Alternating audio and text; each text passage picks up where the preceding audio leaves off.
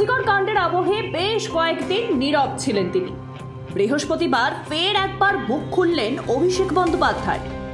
সকাল 10:55 নাগাদ একটি দীর্ঘ পোস্টে ভারতকে জেগে ওঠার বার্তা দেন অভিষেক বন্দ্যোপাধ্যায়। তৃণমূলের সেনাপতি আর কি বললেন এদিন, চলুন দেখে নেওয়া যাক এক নজরে।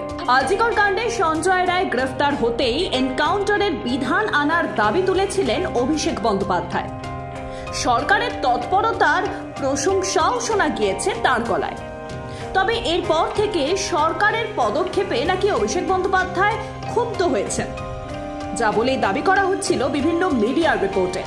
এদিকে দাবি করা হয় অসন্তুষ্টের কারণেই তার অফিসের তরফ থেকে দলের মিডিয়া দেখভালের কাজ ছেড়ে দেওয়া হয়েছে।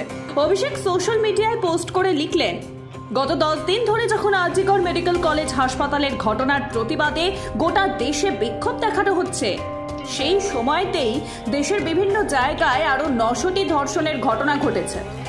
যখন মানুষ এই জঘন্য অপরাধের বিরুদ্ধে সরব হয়েছেন, তখনও এই জঘন্য অপরাধ ঘটেই চলেছে।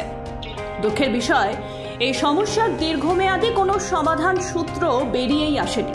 এরপর অভিষেক আরও লেখেন, প্রতিদিন গড়ে 90টি করে ধর্ষণের ঘটনা সামনে এসেছে। প্রতি ঘন্টায় 4টি করে ধর্ষণ হয়েছে, অর্থাৎ গড়ে প্রতি মিনিটে 1টি করে ধর্ষণ। তাই এই নিয়ে যে আমাদের কত দ্রুত সিদ্ধান্ত নিতে হবে তা স্পষ্ট। আমাদের কঠোর আইন আনতে হবে, 50 দিনের মধ্যে বিচার প্রক্রিয়া শেষ করে রায় ঘোষণার বিধান আনতে হবে।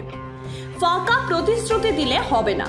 রাজ্য সরকারকে এই নিয়ে তৎপর হতে হবে এবং কেন্দ্রের উপর চাপ তৈরি করতে হবে ধর্ষণ বিরোধী কঠোর আইন আনার জন্য।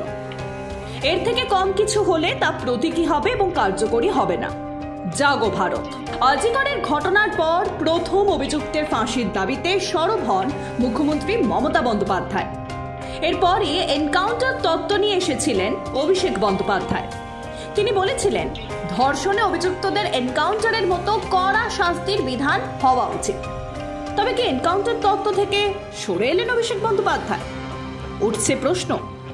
অভিষেকও 50 দিনের ভিতরে বিচার এবং ফাঁসির দাবি তুললেন, অর্থাৎ কোথাও একটা মমতা বন্দ্যোপাধ্যায়ের সুরে সায় মিলালেন বলেই মনে করা হচ্ছে। Bureau report, Ritam Bangla.